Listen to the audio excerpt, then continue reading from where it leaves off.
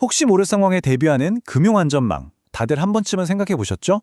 그런데 바로 그 안전망, 특히 우리가 실업급여라고 부르는 것에 2026년부터 꽤 중요한 변화가 생긴다고 합니다. 그래서 오늘 도대체 뭐가 어떻게 바뀌는 건지, 그리고 더 재밌는 건 왜 바뀌는 건지, 그 숨은 이유까지 제가 속 시원하게 알려드릴게요. 자, 시작하기 전에 제가 퀴즈 하나 내볼게요.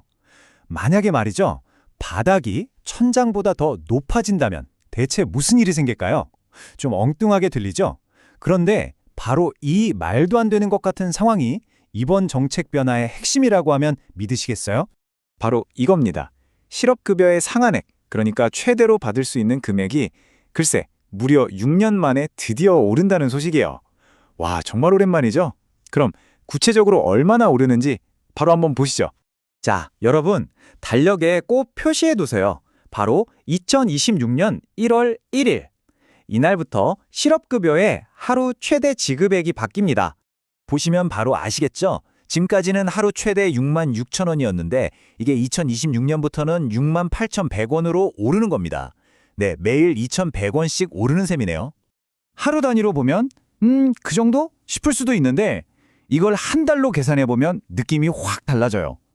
한 달에 최대로 204만 3천 원까지 받을 수 있게 되는 거니까요. 혹시 모를 실직 기간에 정말 든든한 버팀목이 될 수 있는 금액이죠. 아니, 근데 왜 하필 지금일까요? 6년 동안 가만히 있다가 왜 갑자기 상한액을 올리는 걸까요? 여기에는요, 단순히 돈을 좀 더 주자는 것 이상의 아주 재미있는, 어떻게 보면 좀 황당한 수학 문제가 숨어 있습니다. 네, 바로 그거죠. 왜 지금이냐? 그 정답은 정말 의외의 곳에 있습니다. 바로 최저임금 때문이에요. 실업급여랑 최저임금이 무슨 상관이냐고요? 한번 들어보세요.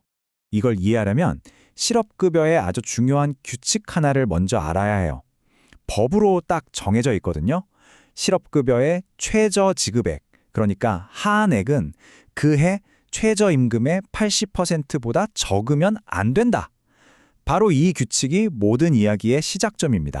자, 바로 여기서 아까 그 퀴즈의 정답이 나옵니다. 이른바 역전 현상이 벌어진 거죠.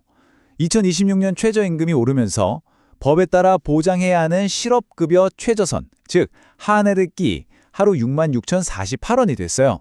그런데 기존의 최고선, 즉 상한액은 얼마였죠? 맞아요, 6만 6천 원이었죠. 어라? 제일 적게 줘야 하는 돈이 제일 많이 줄 수 있는 돈보다 많아진 거예요.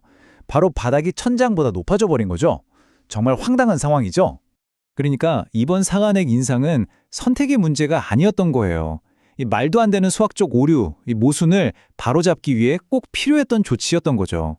이대로 뒀다가는 사회 안전망의 기본 원칙이 흔들릴 수도 있었으니까요. 자, 이렇게 꼬여있던 문제를 푸는 것에서 끝나지 않습니다.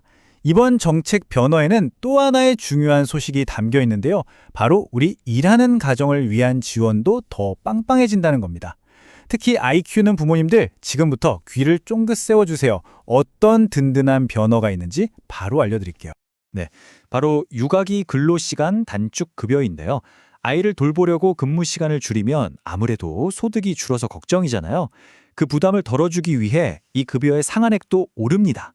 주당 10시간 넘게 단축하면 월 최대 160만 원, 그리고 10시간 이내로 단축하면 월 최대 250만 원까지. 와, 이거 정말 일과 육아를 함께 하는데 큰 힘이 되겠죠. 여기서 끝이 아닙니다. 근로자만 챙기는 게 아니에요. 이들을 고용한 사업주, 특히 사장님들을 위한 지원도 더 좋아집니다. 직원이 육아휴직 들어가면 사실 그 빈자리를 메우는 게 정말 큰일이잖아요. 특히 중소기업 사장님들께는 정말 반가운 소식일 겁니다. 바로 이 지급 방식이 아주 스마트하게 바뀝니다. 이전에는요, 지원금을 반반 나눠서 줬어요. 대체 인력 쓰는 동안 50% 주고 원래 직원이 복귀한 뒤에 나머지 50%를 줬거든요. 이러면 당장 돈이 급한데 좀 답답하죠? 그런데 앞으로는 대체 인력이 일하는 동안에 그냥 100% 전액을 한 번에 먼저 줍니다.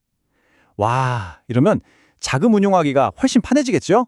이건 정말 중소기업에겐 가뭄의 단비 같은 소식일 수 있습니다. 자, 그럼 지금까지 나온 이야기들을 한번 싹 정리해 볼까요? 구직자, 일하는 부모님, 그리고 우리 사장님들까지. 이번 변화가 각각 누구에게 어떤 의미가 있는지 핵심만 딱딱 짚어드릴게요. 간단히 말해서 이겁니다. 혹시라도 직장을 잃게 된 분들은 이제 더 높아진 상한액으로 조금이나마 한숨 돌릴 수 있게 됐고요. 아이 키우는 부모님들은 소득이 줄어들 걱정을 조금은 덜게 되신 거죠. 그리고 우리 사장님들은 대체 인력을 쓸 때 지원금을 더 빠르고 통 크게 받아서 부담이 확 줄어들게 됐습니다. 모두에게 좋은 소식이죠? 결국 이번 변화는 바닥이 천장보다 높아지는 엉뚱한 상황을 바로잡고 또 현실의 목소리를 반영한 의미 있는 한 걸음이라고 볼 수 있겠네요. 여기서 마지막으로 여러분께 질문 하나 던져보고 싶어요. 앞으로 우리의 사회 안전망이 일과 가정, 이 중요한 두 가지의 균형을 더 잘 지켜주려면 또 어떤 점들이 보완되어야 할까요? 이번 이야기를 계기로 다 함께 한 번쯤 고민해보면 좋겠습니다.